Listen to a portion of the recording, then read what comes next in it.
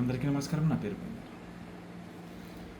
140 కోట్ల జనాభా ఉన్న దేశానికి నాయకుడు, 1,20,000 జనాభా ఉన్న దేశానికి వెళ్ళి 3 రోజులు అక్కడ స్టే చేస్తున్నాడు. ఈ నాయకుడు వచ్చేసి మోదీ, ఆ దేశం వచ్చేసి షేషెల్స్. అది చాలా చిన్న ద్వీపం.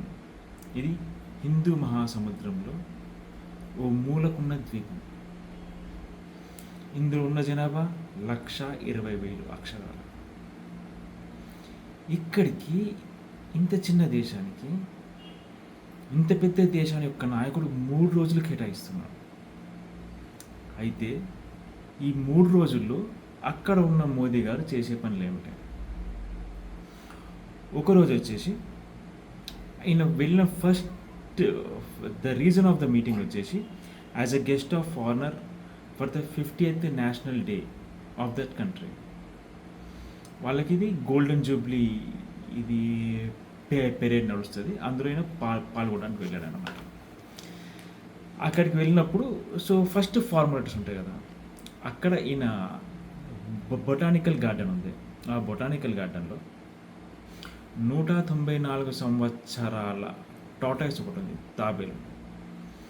ఆ తాబేలుతో ఈయన అంటే ఇక్కడ మన మోదీ గారు కొంత టైం స్పెండ్ చేసేసి అదే బొటానికల్ గార్డెన్లో ఏక్ పౌదా మాకే నామ్ అని చెప్పేసి ఓ చెట్టుని నాటాడు అనమాట. ఓకే, ఇదంతా అక్కడ ఉన్న ఫార్మాలిటీస్ అనమాట. అక్కడికి వెళ్ళి కొన్ని చూసుకొని ఇచ్చేయడానికి. నెక్స్ట్ అక్కడ Guardian of the blue Horizon అని చెప్పేసి హైయెస్ట్ స్టేట్ ఆనర్ మోదీ గారికి ఇచ్చారు. ఇక్కడ ఇంకోటి చూసుకుంటే ఏంటంటే, he's the first Indian prime minister to speak before the island nation parliament.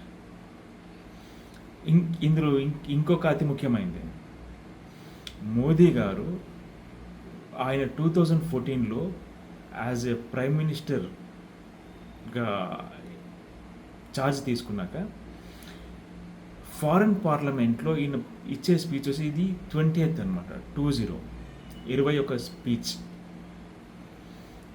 So ఇన్ని పార్లమెంట్లో ఈయన స్పీచ్ ఇచ్చారు. కాకపోతే ఇక్కడ అతి ముఖ్యమైన విషయం ఏంటంటే, దీని పక్కకే ఉన్న ఆఫ్రికా ఖండానికి ఇది ఈస్టర్న్ ఉంటుంది.